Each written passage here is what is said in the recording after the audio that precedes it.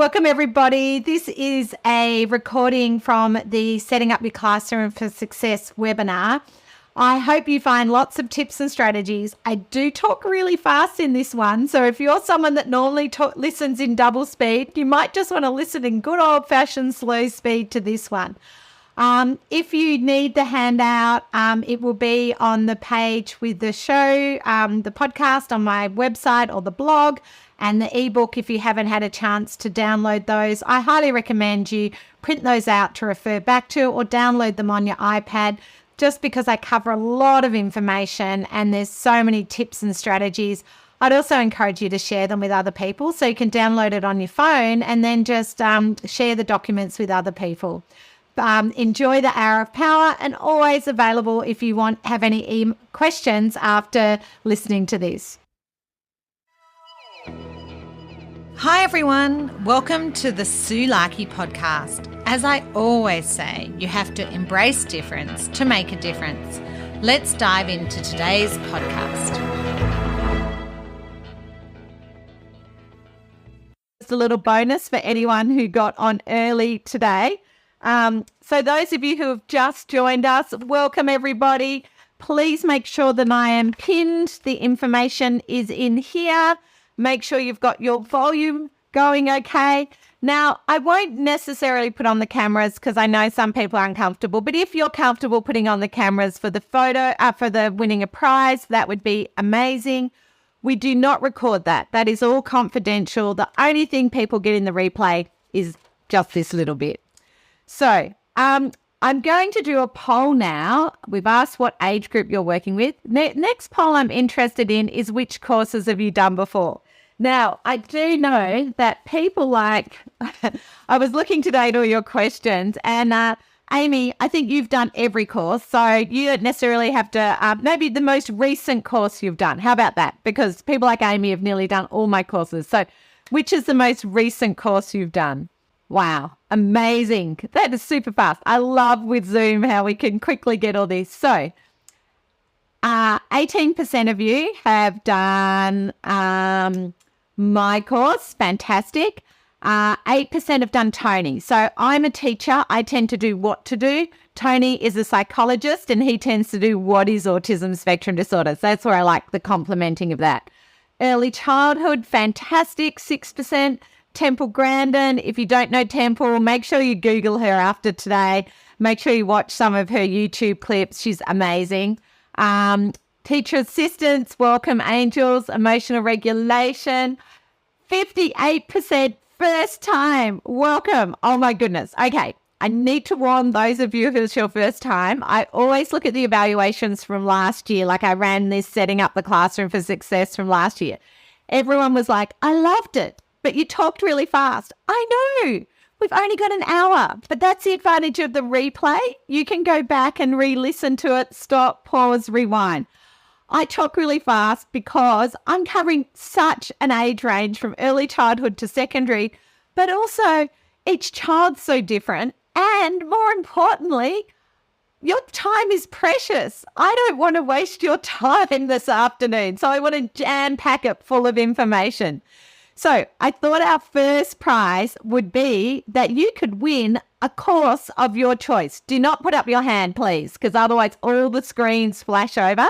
So you can either choose to join me. I'm calling it a tour this year. I'm super excited because after COVID, I'm going on tour. I might even get a T-shirt. So you can choose to join me if I'm coming near you. If I'm not coming near you, you can join me for a live virtual workshop. And if you're in Australia, I'll send you out a show bag like this. See, I get all excited about these things. And or you can choose online on demand if you prefer to go at your own pace and learn in your own time. So let's see. I am going to choose some people. I am going to have Alison Smith. You can choose a course, whatever one you want in the Alison with your hand like this and glasses on. You are Sim. Alison Sim. You are a winner. I'm going to choose, let me see, Hazel Boltman with the beautiful green background there. I feel like you're in the jungle. Looks beautiful. And let me see. Sasha Cruz, you are walking. I love this. You are a winner, girlfriend. I love it. What? Where are you? Tell me in the chat. I love this. This is dedication. And I'm going to choose someone without their camera on, to be fair. Autumn Melody, you can choose a course. So you can choose, if you've done my course, you can choose Tony, or if you want to join me on tour, let me know where you'd like to go. Now, there was a mistake, a typo, really, in where I'm going. I'm going to be in Sutherland in March, not May. In your handout, I realised later. So in your handout, it explains what to do, but just email Andrew for any of the prizes today. Let him know which you want to live virtual, join me on tour, or an online on demand. And if you're not sure, Andrew can send you a bit of a comparison of which courses. But super excited. There, we've hit off with some prizes already.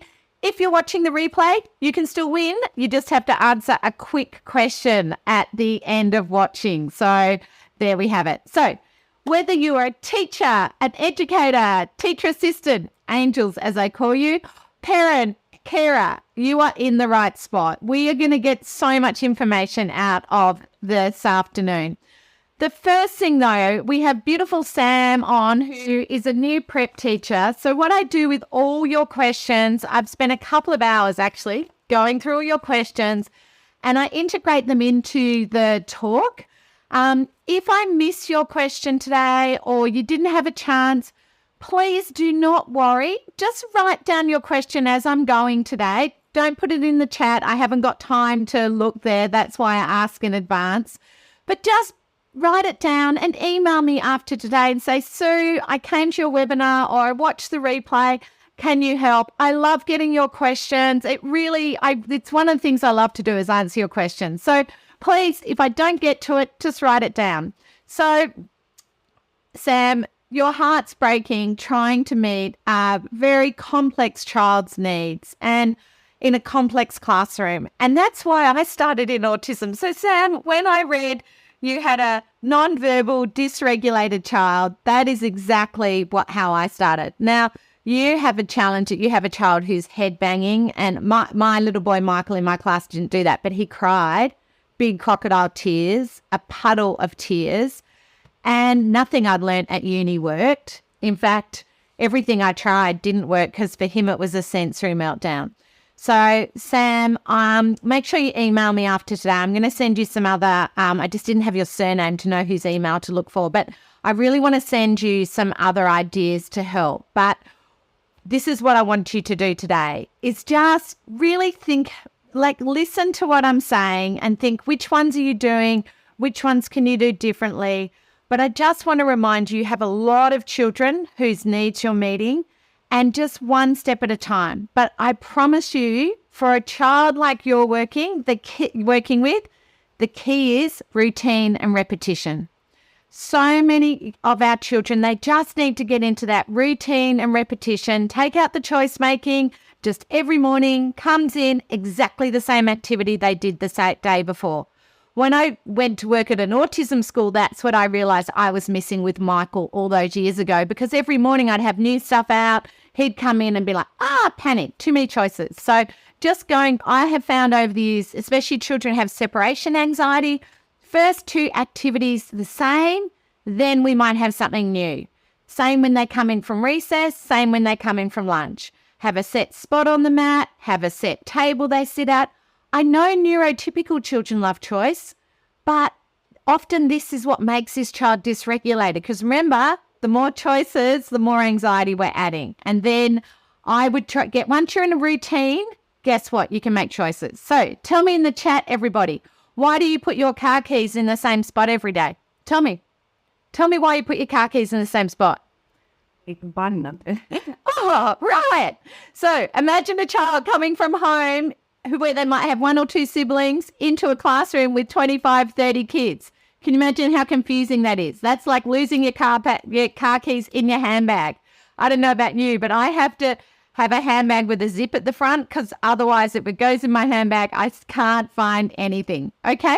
So what I wished I had known 30 years ago when I first started teaching little Michael in my class is this: that every child I'd meet would be different. I've worked with over 3,000 children. I've never met two the same. So today, please understand, some things I'll say will work for you, others won't. That's why I've got to jam-pack so much information in. Strategies wear out. Give me a love heart if you've had that happen. Things work for a while and then they stop working. You can either just give the love heart with your hands or give it on the emojis. Yeah, I wish someone had told me that. And Sam, I really want you to hear that, because my guess is some days you have a good day where the child's more regulated and other days they don't, because strategies wear out. The next one is not every strategy works for everybody. So those of you in secondary, this is particularly relevant. What works for the maths teacher mightn't work for the phys ed teacher. What works for the history teacher mightn't work for the English teacher. What works for the teacher assistant who knows the child and often has a deeper relationship because it's one-on-one or one to few mightn't work for the classroom teacher. What works at home mightn't work at school. So please understand that not every strategy works for everybody. I cannot stand programs that just have one thing to do. If you look in my books, for a child, for like suspension, expulsion, there's 7 key strategies. Preventative breaks. Look at all the ideas. There's not just one idea, because every child is different and what works for one person won't work for another. But in my experience, strategies work for 1 in 10 children. And when you find that one strategy, which is I'm hoping what you'll get out of this hour, it makes a world of difference. So my aim is that all of you take away 2 or 3 things. But imagine we've got 400 people on here and you all take 3 things. That's like over 1,000 outcomes from this afternoon. We'll probably have another 500 watch the replay. So I highly recommend you just, when I'm talking, try and find those one little bits of gold that are going to work for you and the child you know. I'd also remember some things you'll already be doing. So be like, doing it, done it. And you can just put a tick next to that one. I'll try this one. I might try it, but I'll change it a little bit, or it won't work. And that's okay. Some of you are with girls who are masking. Others have never seen that. Your child goes 0 to 100 and you see all the behaviour. Oh, I just forgot to say, Sue, who's a casual. Sue, one of the challenges you'll have is the number 2 as well. What works for the classroom teacher who has a relationship with the child often doesn't work for a casual. Now, one of my little boys, Adrian, years ago, I asked him, why don't you like casual teachers, or relief teachers is what we called them in Victoria? And he said, oh, it's not them. It's the other children go weird. They change their names. They pretend they're allowed to do things. Give me a thumbs up if you've seen that, the change in behaviour from the rest of the class. So for men, thanks, Linda. Thanks, Crystal. So for men with my children who like routine and perfectionism and don't like people breaking the rules, my policemen, imagine casual teacher in the room and everyone starts changing their name or the rules or saying they're allowed to do things. Can you imagine how much anxiety that will add for that child? Those of you that joined me on the face-to-face tour this year or on my live virtual, I actually send a social script, what to do if my teacher's away, for you to go through and change with the child so that if you're out of the classroom for the day to do my training, you can actually work through that with the kids. And I do think that makes a big difference that they have that. So the other thing today, just a reminder, if you haven't already, I'll make this bigger. You can actually go over the QR code. There are extra tips in the ebook because I can't fit everything in our handout, but I recommend you actually download it so that you've got it to refer back to like this. And last week on my podcast, I actually talked through the strategies in the ebook in a bit more detail. If you haven't listened to my podcast, it's just called the Sue Larkey Podcast. It's a very boring name. I came up with the name not expecting it to be such a popular podcast. By the way, teachers who are on here today, dads are one of my biggest listener group. And I got an email from my mum yesterday going, Sue, I share this with my husband. It's just made such a difference for us being on the same page. I think a lot of dads don't come to my training, often don't want to read the books, but listening to the podcast has been a game changer. So please, if there's anything that you or any podcast you listen to, please hand it on to the parents, because I didn't call it the autism podcast or something. They won't find it without you letting them know. So I highly recommend that. Okay, so what is one of the most important behaviour management systems? And quite a few of you had questions about behaviour management. Now, personally, I'm all about positive behaviour management. I'm all about proactive, not reactive. Now, that's not to say sometimes we do need to be reactive, but for many of our children, in my experience, it's about changing the structure, not the child. And what I mean by that is you could spend all day asking a child not to chew their pencil or give them a pencil topper. You could spend all day telling a child sit on the mat or give them something weighted or something in their hands. But your classroom actually is a visual prompt. The way things are set out. Those of you with your car keys who might have a hook or a basket to put it in, the reason you do that, that's a visual prompt where to put it. That's why I like the zip on my handbag. So I like to think, what is the structural changes I can put in place for this child? So if I get a behaviour, I believe behaviour is communication. What is that student or child trying to communicate, and what are the things I can put in place? So a lot of this afternoon are just key strategies you can put in place to set yourself and the child up for success. So I like to think of it, this is what we see, the tip of the iceberg. But underneath for the child, it could be communication, sensory, social, emotional, executive functioning. There's so many things. Now, Susan, and funny, I had questions today from Sue, Susie, Suze, and being a Sue myself, I mean, you sort of notice names, but it was just really funny how many of you have Sue, Susie, Susans. So your question was, how do we make high schools more inclusive? And that is such a big question.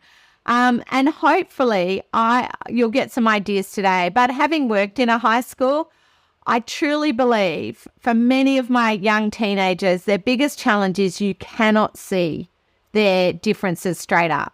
If you have a child with Down syndrome or cochlear implant, so many of these things are visual. Autism spectrum and neurodiversity is an invisible disability, yet it affects so many areas of functioning. And I think that's one of the biggest challenges I have, both with the students and sometimes with my colleagues, getting them to see how anxious this child is, how they're struggling with working memory or emotional regulation. So give me a thumbs up if that makes sense, that for many of our kids, it's so invisible. You can't just take a blood test and work it out. It's not an easy fix. It really is very complex. And so we often just see the top of the iceberg because we're in a busy and complex classroom. When you've got 30 kids in the class, when I had my first class, 30 years ago, I didn't just have Michael. I had a range of children who needed my support and time. So this next one, we're going to win a book. Don't put your hand up. But Katie, who sent a question, you get to win this book because your question was this. You said, how do I deal with behaviour problems in the classroom? And when I said, what have you tried? You said everything. And I just thought, well, Mike, I think you need a book to help you because I suspect you're feeling like, I've tried everything, Sue. I understand that. So this is my go-to book. I take this to every school I go to. I take it to every parent meeting. Parents who are on today, this is your book you need. The reason for that is this book, actually, let's say someone today's got challenges with transitioning and a child insisting on sameness. Use a visual schedule. I think the person was already doing that. Prompt the student prior to transition or the change in the routine. And I think the person was using a timer, which is a prompt. So great. Modify the amount of work expected. Now, they didn't mention that. So that's when I'd go, okay, are you modifying the work? Remind the student early in the day. So what I actually find is before they go to do something they love, get out what they're doing when they come back. have maybe, have the book open, chosen what they're going to write about before they take the break. So when they get back, there's no problem solving. So this book is called Behaviour Solutions for Inclusive Classrooms. There's 3 in the series, but I use this one the most. The reason I love this book, an occupational health therapist helped write it. And so often I think of the general classroom stuff and I forget the sensory. So often I forget, what are the sensory things I need in place? So not attending, off task, not following directions. Look, they're just dot points, but look how many there are to try. So Katie, make sure you email Andrew. If you're watching the replay, email Andrew. It's the Katie who sent in the question. So the rest of you can win this book. Glenda McPherson, you can win any of these 3 books. I love your avatar. It's just adorable. So make sure you let Andrew know which one. I'm looking for someone that has a surname. Rose Copen, C-O-P-P-E-N. Yep, Rose.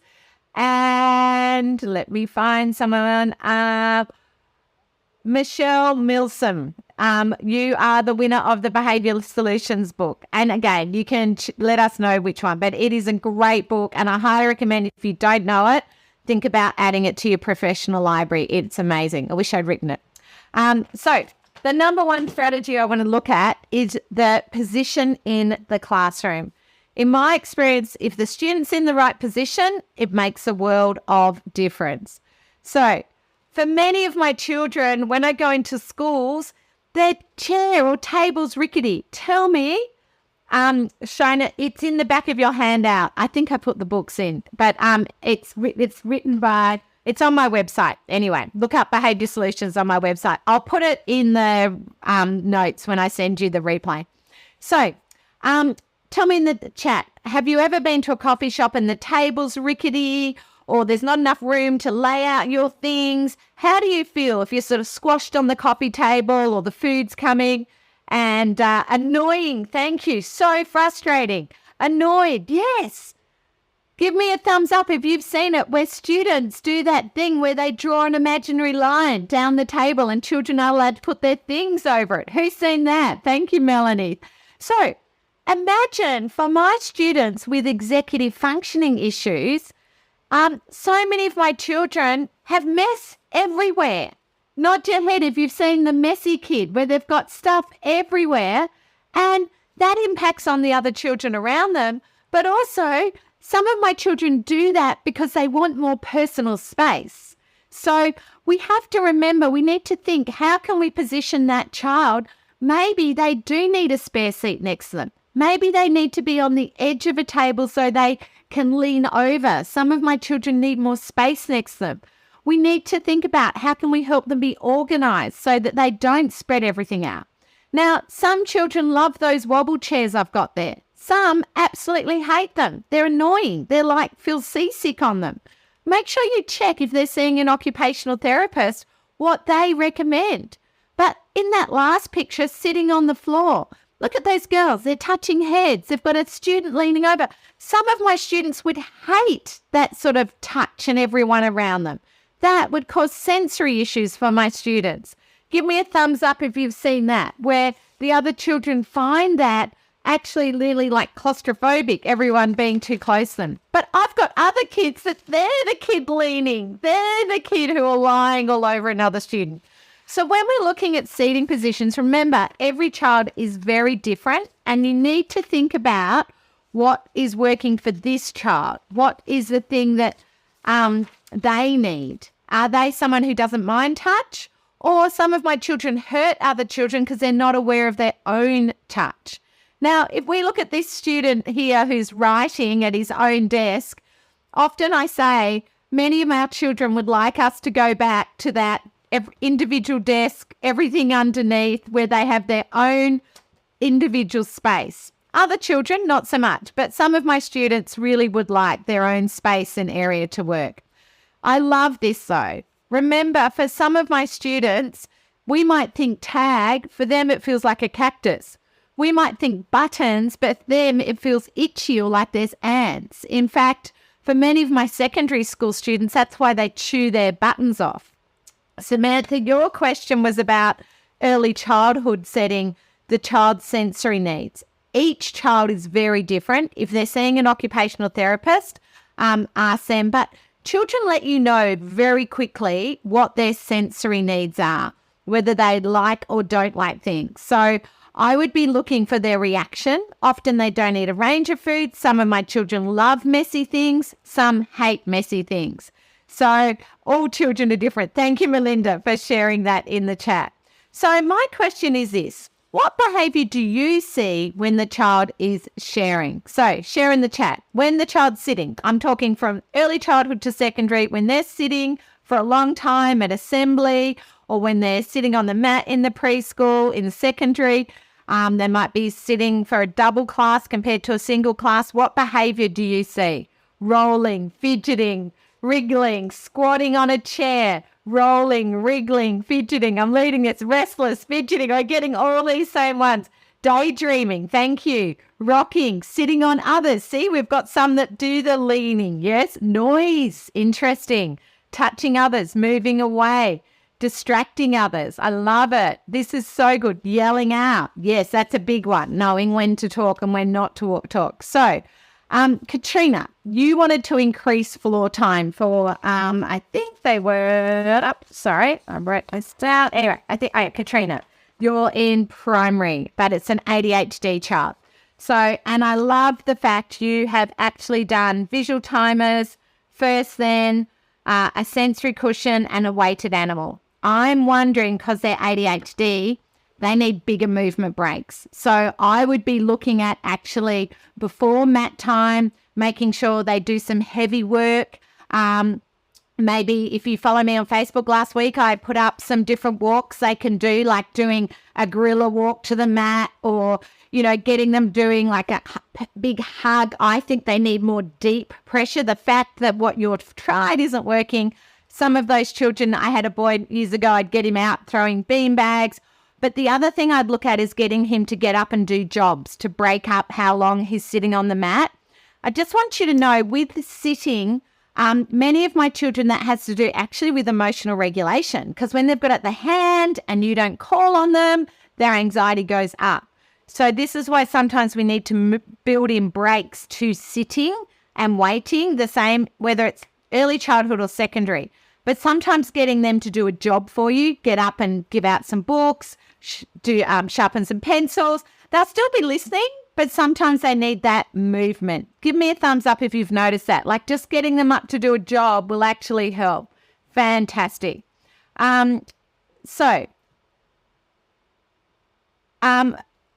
thing about sitting, it requires communication, being able to listen to not just the teacher, other children. It requires sensory, social, knowing like when's your turn, when's not.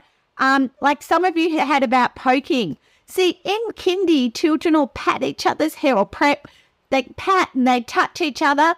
But by the time you're in year 3, you don't do that. What I've learned over the years, sometimes the rules change with the peer group, but sometimes as children get older, the rules change. So if you went into a 5-year-old area to watch 5-year-olds, they're sometimes all touching each other.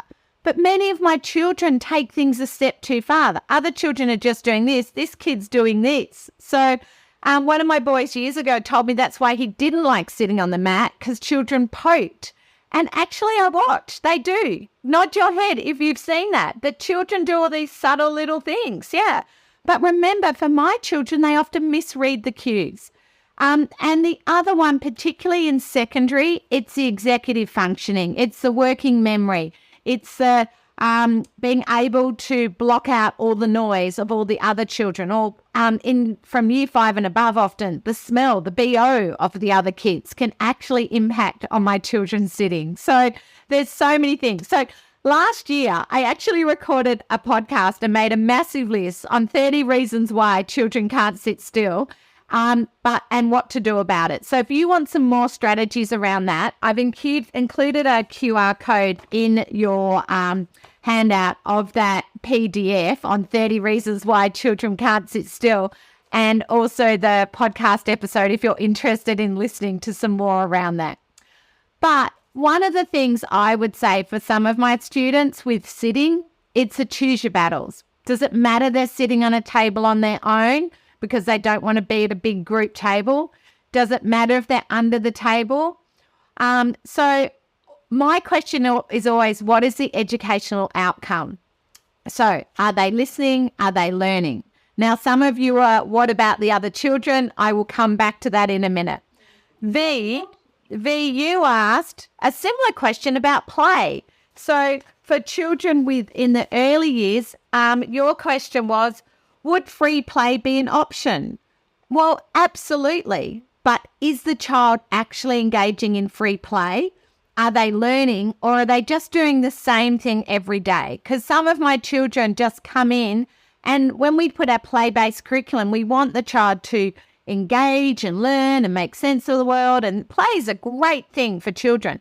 But if they're just doing the same thing over and over, and often isolated, are they moving through the stages and getting the same outcomes as their peers? So I always ask myself, what is the educational outcome?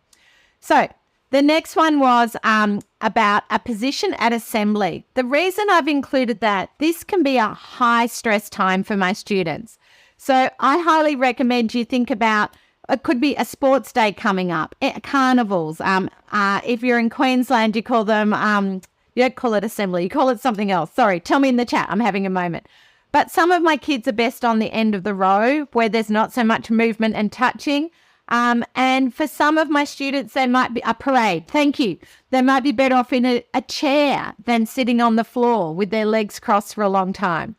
So I highly recommend you think at those big, busy times like carnivals, parades, assemblies. One of my little boys didn't like assembly because people sung off key and he couldn't stand people singing off key. So I highly recommend you have a think about those times too, because often this is when we get our meltdowns.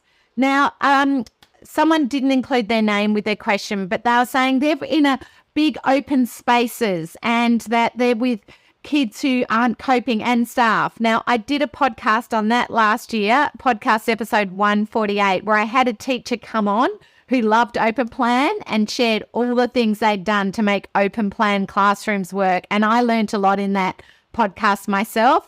So I highly recommend, if you're interested, to have a listen to that podcast if you're one of these people in new buildings.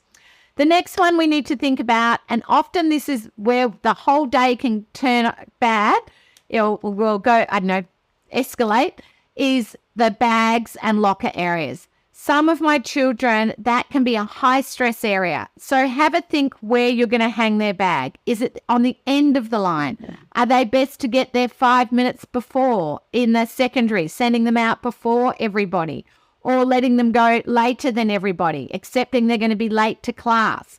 In the early years, often the parent, they have a set locker. Is it in a space that they're comfortable and there's not too many people touching and moving when they go to that space? In high school, when I worked in a high school, often there's a lot of bullying, teasing in locker areas. And some of my students were better off moving their lockers rather than being in a big line like this away from there and moving just a set of lockers closer to maybe the staff room or somewhere that's better supervised. Because look at these ones. There's no supervision there. There's nowhere for people to keep an eye on things. So again, change the structure. Just move that locker away from everyone else's. Now, some of my children would be better leaning over the top than bending down. So with your tote boxes in primary, is this child better at the top than the bottom? So change the structure, not the child. Where are they best to be? But one of the things I have found, you look in their tote box, it looks like a paper mache activity happened in there. So personally, I prefer a book box because books standing up are easier to find than books on top of each other. Look at this. That's hard to work out where my book is. Look at that, how much quicker that is to identify my book. Can you see what I'm saying? So often they have this big mess. They can't find anything. You might have it color-coded, but they can't see it. But like this, standing up in a book box, much better. And also that can be away from all the lockers. That can be, for in secondary, I often put that in the library and they go to the library to get their books. Or in primary, you might put that on their desk so they can go straight back to their desk rather than having to go to a tote box. So have a think about changing the structures. So enough listening to me for a moment. Let me know in the chat, what is one thing you've already put in place that's made a difference, or in the past? What's one thing you're like, oh, wow. What's one, like, oh, this has made a big difference to our student. See-through containers with photos. I love it. Wobbly chairs, timetables, social scripts, having calm vibes. I love that. Warm-up activities, timers, singing to them. Oh, I'm a big singer. Consistent routines, a calm corner. I'm loving this. Big desks. Oh, you're lucky. You must have a spacey classroom, because I did have a few questions about I've got no room in my classroom, and I'm sorry, I can't renovate your classroom, but that can be hard. Sloped board. I love this. Quiet areas. Sorry, it's going so fast with all your amazing answers. Brain breaks, reading, a tent. I love it. Weighted item. Excellent. Look how many are sensory. I love, love, love this. This is so good. So the next strategy, number 3, is around writing. I really think you need to take a moment, if you haven't already, and have a look at this child's handwriting and how are they writing. 50% of children with neurodiversity are left-handed. So tell me in the chat, what are the accommodations we need to make for left-handed students? Tell me in the chat. Yeah, see, everyone thinks the left-handed and as lovely as they are, Jessica, I think it's more than that. Seated at the end of the row. I agree, Meredith. People forget that child actually writes in a hook and they need space next to them for that hook hand. So seated there. Yeah. The other thing, teaching left-handers to put their right hand up. Many of my left-handers actually put their left hand up and they can't keep writing, particularly in secondary. They're waiting for the teacher and the hand they write with is in the air. The other thing is HB pencils are for right-handers. 2B pencils are for left-handers. And most schools on their book list have HB. HB is for when you write this way. 2B is a softer lead, so it's easier to use. You know, little things like that make a bigger difference than, as much lovely as the scissors are, I think it's more important that they have the right leads in their pencils. But we tend to be a bit biased and tell children the leads that are for right-handers. So I think the making sure they can hook and also showing them on YouTube how to write left-handed. I'm right-handed. When I'm writing, I'm not modeling how to write left-handed. There are so many good YouTube clips that show them, because remember, these are visual learners, so we need to show them how to do that. But some of my children have perfect little writing, some write in capitals. The students who write in capitals tend to be students who like everything all perfect, and it's easy to do straight lines. But some of my students have a thing called dysgraphia, which means they can't know what they want to write but can't get it down. If you have students with dysgraphia, please make sure you have a look in the ebook. There's some great tips and strategies around helping them. And a lot of our children are coming in with terrible fine motor. They can't even unbuckle button things or zip things. Make sure you have a read from How to Support Motor Skills from Sally McNamara, who's an amazing OT. So make sure you have a read of that. Number 4. So I did touch on this, those of you who are on earlier, about choice making, and that I think minimizing your choices early in the year is a very important strategy. So those of you who are on earlier, you got a bonus strategy where I said, would you choose bush or beach? So I believe that one of our things we need to think about is, what is the educational outcome, as you heard me say. So in this question, I want you to think, is the educational outcome for the student to write a story or find a pen? Is the educational outcome for the student to choose a book or read a book? Okay?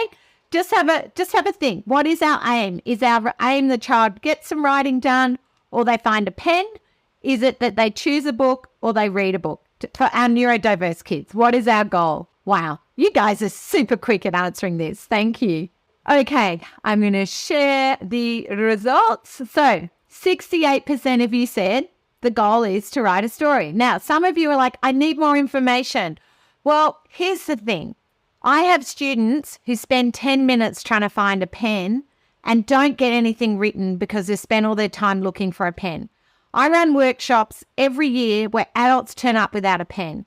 Personally, I don't think having a pen is an educational goal. When you go for a job in the future, they don't go, do you always remember a pen? But your boss wants you to be able to write, probably, or type. So personally, I think we have to begin with the end in mind. Part of autism spectrum and ADHD is difficulty with executive functioning, which means it's highly likely they'll forget a pen. I have children in secondary who the teacher sends them back to their locker to find a pen and they waste 10 minutes of learning. But not only that, some of them don't bring a pen on purpose, so they get out of learning time. So of course it does depend on the student. But what I'm asking you to do is take a bit of a bird's eye view. Is it important? Because in education, I would have thought the goal is they get the work done. That's my opinion. And the same, is it to choose a book or read a book?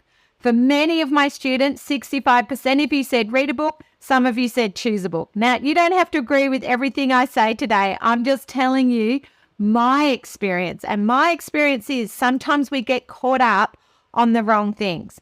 Some of my students don't end up reading anything because they choose one book, then another book, or they just don't do anything.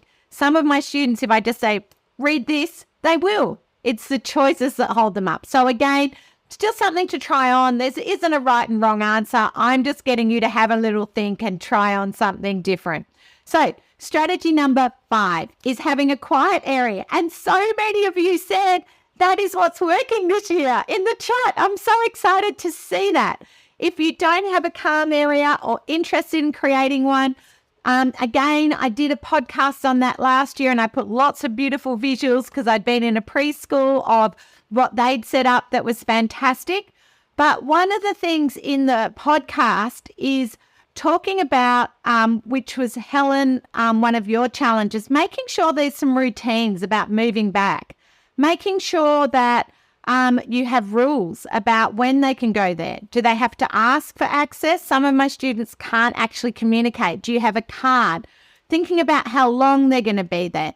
Thinking again about that transition back. So that podcast is full of great tips and ideas. So Kate, you wanted some must-have for your wellbeing room. I highly recommend that podcast and have a look at the blog with all the visuals and ideas, because you need to accommodate children who need big body breaks and small body breaks. And some of our things only have the quiet. Some of my ADHD kids need to get rid of energy. They don't need to be in a tent. So we need to think about each child. So my favorite book for that is this one, The Kid's Guide to Being Awesome and in Control. And what I like to do with this book is every child creates their own menu. Again, this is on my website and I have interviewed Lauren. But on here, this is a child who needs big body breaks. We're talking about a wall push-up, an army crawl, a Superman pose, jumping jacks, not a calm area, okay? And then some of my children need, the headphones, the wedge cushion. Now, what I like to do, and here's some great ones. I love the arm parrots or the bubble breathing, give myself a hug. What I like to do, just get 2 paper plates and you can actually take the pictures from the book and the student can spin it round. Oh, sorry, I'm having one of those problems with the camera. And then I cut out the pictures from the book and the student creates their own wheel of calm, or for a wheel of focus for my ADHD kid who's going to need bigger body breaks. Can you see? They just move that around. They might need a snack. They might be a child. So it's just got one of those pins and we move it around. And for my ODD kids, this is great because often they like choice, but again, they choose one thing and move to another. And I update them quite regularly. Those of you who've done my emotional regulation course, you've got all those templates. So go back to your PDFs that came with the course and they're all in there in that masterclass. Now, teacher assistants. I think one of the most important things you need to think about early in the year is how you're going to use your teacher assistant time. our teacher assistants often know the students from years before. They've often been in the school for a long time. If you're new, I understand you're building a relationship with that student. But for many of my teacher assistants, your job really is to make sure you're building independence. I don't want you to do the work for the child. So the number one thing I want you to do is make sure that they have a go. Don't correct them all the time. Just let them have a go and do their best work. Let them know you're there if they need help, but make sure they go to their peers for help before they ask you. Teach them actually to fish. So when they come to you, go, well, who did you ask for help? Because my guess is they don't have a teacher assistant all day. So what are they going to do when you're not there? Pens down, do nothing. So we don't want to build learned helplessness. And I know teacher assistants, you're in a tricky situation. That's why I call you angels. If you have a good teacher assistant, you have a good year. But I think your number one job is to teach that child to be building independent skills. So things like teaching them to put a sticky note at the page they're up to. So if you're not there to remind them page 26, they've got a sticky note there. Teaching them how to pack away. Teaching them to put their books standing up. Think about the problems that student has. Maybe have a set blue tack that they put their pencil in so they don't lose it. So sometimes your job is to put in place the structures so that when you're not there, they have things to have those structures in place to help them. But honestly, I think you guys are amazing, all you do in our schools. And I thought I just wanted to remind you that often you're their mentor. You're the person that gives them their inspiration and confidence. So I really want to say that too. And you tread a fine line. I know it's tricky. Number 7 is, and some of you had this as things that were working, is timers. Now, I personally love time timers. They are visual. They move back on their own and they tell students how long to go. Okay, now this is the new one that has the card on the top. You can choose to have the buzzer on or off, and it just takes 2 AA batteries and they last like a year. Okay, but with the time timer, for those of you with ADHD kids, can you try tomorrow giving them a 5-minute warning? They do their best work in the last 5 minutes. So if the lesson goes for 30 minutes, put your timer on for 25. Give them a 5-minute warning. If you're in the secondary, watch what the other kids do. In the last 5 minutes, they start packing away. Early childhood, many of my children, if they are engaged in play or in sand or something they love, they might actually need a 10-minute. But try out 5 minutes and 10 minutes. For some of my children, this is helping them with transition. So share in the chat, when did you start to prepare for this session this afternoon? Tell me in the chat, when did you start planning? I want you to tell me. Yesterday. Thank you. Transition starts the night before. So many of you started yesterday. So often, actually, with our timers and timetables, at the end of Wednesday, we need to go through what's happening on Thursday. Actually, tomorrow is my birthday. Tomorrow is a very exciting day. Yay.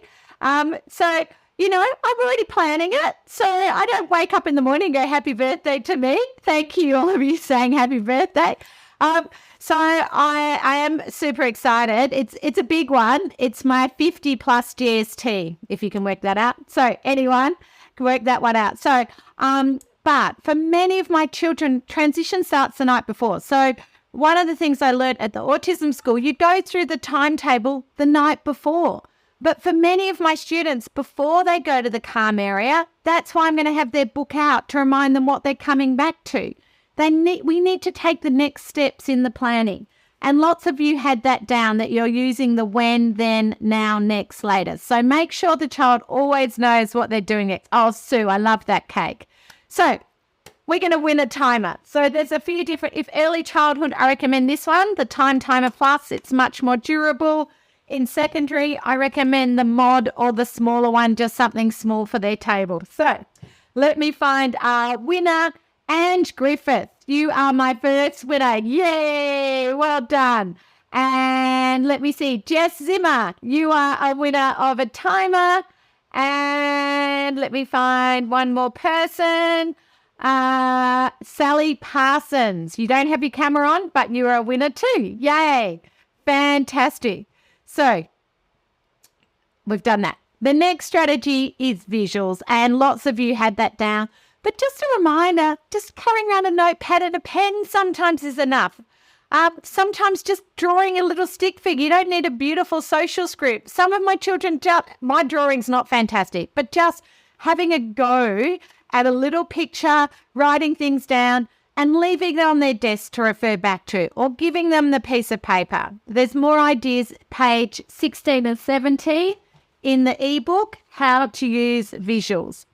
But be cautious, because some of my children have hyperlexia, which means they can read and not comprehend, particularly my girls. They often have amazing ability to read but struggle with comprehension. Now, the next thing I want to talk about, because a lot of you are having this, is where so many of our children, it's the social, it's the recess and the lunch. So can you all tell me in the chat, why do we have recess and lunch breaks? For neurotypical kids, what is the purpose of having recess and lunch? Sorry, I just want to make sure I haven't missed anyone's questions. Socialising, make friends, feed the brain. Excellent. I love that. Have a break. Okay, so remember what is the educational outcome? So is this being achieved by our neurodiverse students? Are they coming back in refreshed and ready to learn? Have they had the same outcomes? Tell me in the chat, what is happening after their breaks? What happens when they come back in?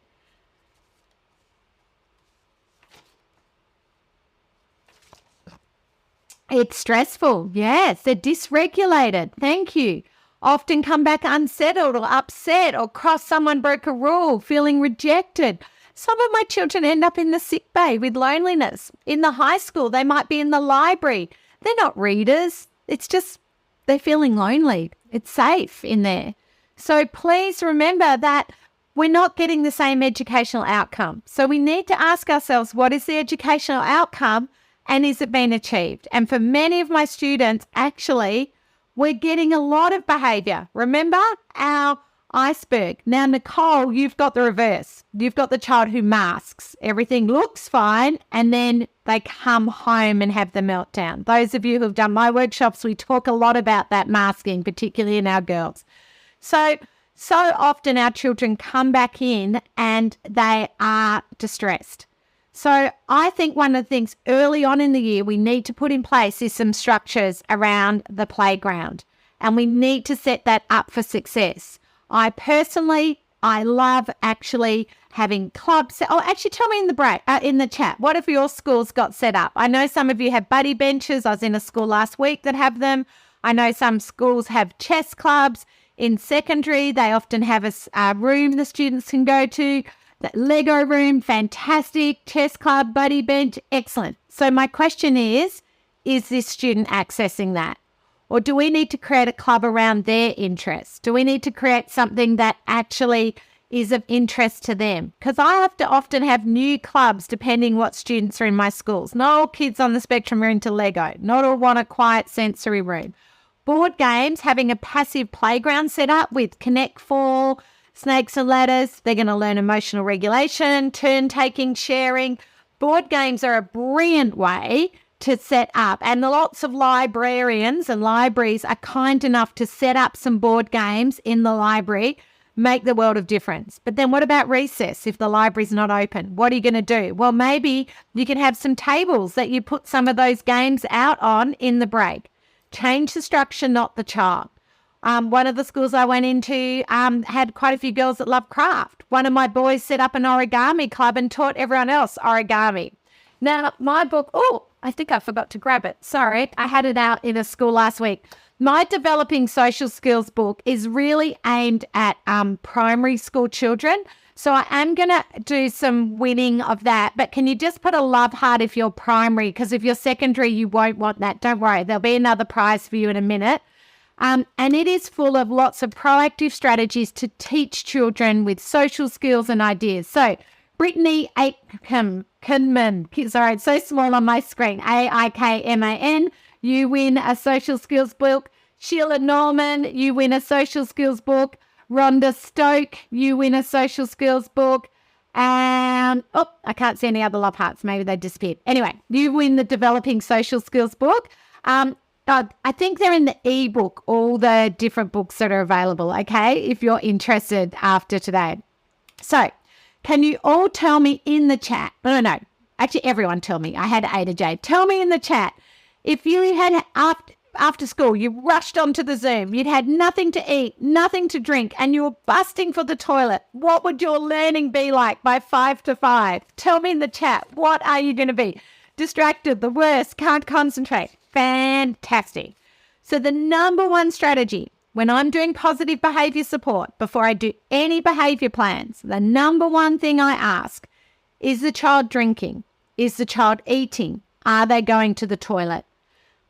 All ages and stages, often not accessing the school toilets, not eating, not drinking. Many of my children actually have a problem with what's called intraception. Read about it in the ebook. That's why when they ask to go to the toilet, they wet their pants. They say they're not hungry and then they're starving and go to their lunchbox. So this is an intraception thing. So how about you build in toilet, drink, and food breaks? 25 minutes work, go and have some barbecue shapes. Yes, even in secondary, because often this student doesn't eat, they get very anxious. I would prefer to build these breaks in. Also, the toilets can be overwhelming. We see hand dryers. Sorry, I should have done a trigger alert. To this child, it's like there's a huntsman in there. Or in secondary, kids have been vaping. For this child, the smell of the vaping is I'll get rid of it, is so horrible they don't want to go there. So tell me in the chat, what sensory tools have you seen work for students with autism spectrum? Go for it. Sorry, I'm noticing I've got 2 minutes to go. I've got to get through this super fast. Yeah, stress balls. Brilliant. I love that. Now, I saw this on Facebook last week, and I thought I'd put it in for the secondary school teachers. What small, inexpensive thing has made your teaching life better or more fun? And this teacher said that before she taught for 37 years, and it was these little stretch toys. Okay, there's heaps on my website. I personally love them. The tactile sensation is calming, and the nostalgic. Where's my time timer? The nostalgic joy of the silly little toys. So these work all ages and stages. So often people are like, but Sue, they're in secondary. Still work. Look in the chat, okay? If you want to know more about sensory tools, they are in the ebook, okay? Lots of good ideas. A lot of my children don't eat because of a thing called misophobia, which is the sound of people chewing can make a lot of my children feel sick, and that's often why they move away from everyone else and often why they don't want to eat when everyone's eating, particularly in the early childhood where often you have hot meals and things like that. So ask the parents. It's not something you normally get diagnosed with, but it's worth knowing for some children that sound sensitivity is high. So I see we've got 2 minutes to go. And I know I have talked really fast, but you can watch the replay, and any of you who got on late, you can go back and watch the replay. I highly recommend you use the 18 key tips as like a tick sheet. Done it, done it, done it, done it. Taylor, the one that's probably missing on there for you and Sam, who I talked about and with 5-year-olds, is routines and repetition. I have done a podcast on that. I forgot to mention it. But when I worked in the autism school, you might do the same activity over and over, the same worksheet, but each time the child's learning a new skill, each time the child's adding some more information. So have a think about where you can use routines and repetition, because guess what? This child loves watching the same DVD. This child loves reading the same book over and over. Use their love of routine and repetition as a strength. So I'm hoping you've got at least 2 ideas out of this hour of power. And just a reminder that all of the things I've talked about are part of the diagnostic criteria: misophobia, dysgraphia, sensory processing. And it is easier to change the structure than change the child. Giving the child that is a structural change. So have a think about that. And a reminder, a change of structure is what we're looking for when we look at equality, equity, and justice. So for those of us who are teachers, this is meeting our inclusive practice. Michelle, you mentioned about that it's not fair. Those of you who've done my workshops have heard me talk about glasses and the analogy, but just a reminder that fair isn't everybody getting the same thing. Fair is everybody getting what they need in order to be successful. And no, Michelle, we don't just give all the children iPads and headphones because I need glasses, make everyone on this Zoom wear glasses because I need glasses. These meet my needs, and we need to meet each child's individual needs. Give me a thumbs up if that makes sense. Awesome. Okay, I'm conscious you've all given up your hour of power. I am going to choose 1 or 2 more winners. You can choose whatever book you want from my bestsellers on that bookshelf. It's like a little bookshelf. So let me choose some winners. Oh, hang on. I just saw someone with all these beautiful smileys around them.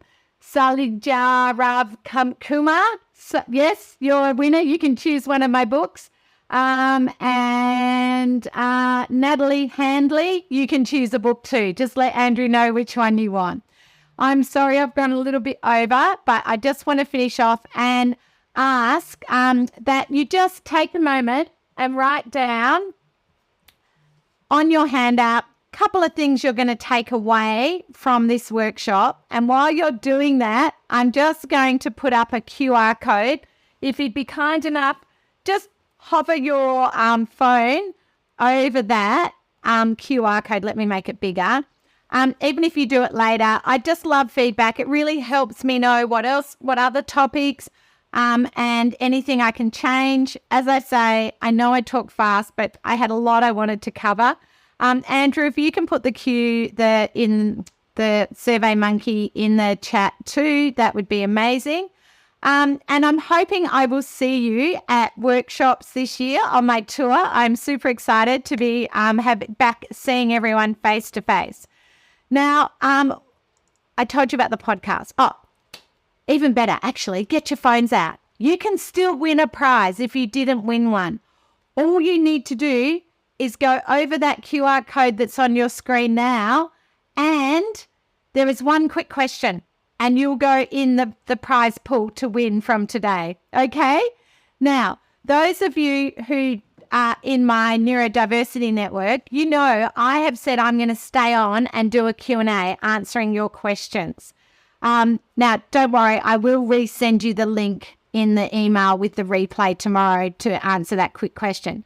But Amy, who's done so many of my courses, you wanted to go, how do you get a whole school buy-in? And that has been a big question for me too. And that is why I've set up the Neurodiversity Network this year. If you don't know about it, I'll make sure I put a link, but it's an opportunity to join a whole lot of like-minded educators to try and get everyone on board in busy schools. But the people in the Neurodiversity Network, I'm offering them little bonuses, and one of them was to send me a question and I would stay on and answer them today. You are welcome to stay on, but I've already got the questions from that group. And I will be videoing that for the Neurodiversity Network. So if you're interested in joining, staying, feel free to stay. But a big thank you to all of you. I'm sorry I went a few minutes over. So I'll just finish off now and then I'll do the questions. So thanks, everybody. I really, really appreciate it. Have a lovely evening, and thanks for all your birthday wishes for tomorrow. I can't wait. I love a party. I love a birthday. I love hearing from all my friends. So I hope you've got some great tips and strategies to make a difference. Remember, strategies wear out, and not every strategy works for everybody. If you're ready to dive in deeper to more strategies and ideas to make a difference, I'd highly recommend you consider Dr. Tony Atwood or my online courses. For more information, visit my website www.sulaki.com.au.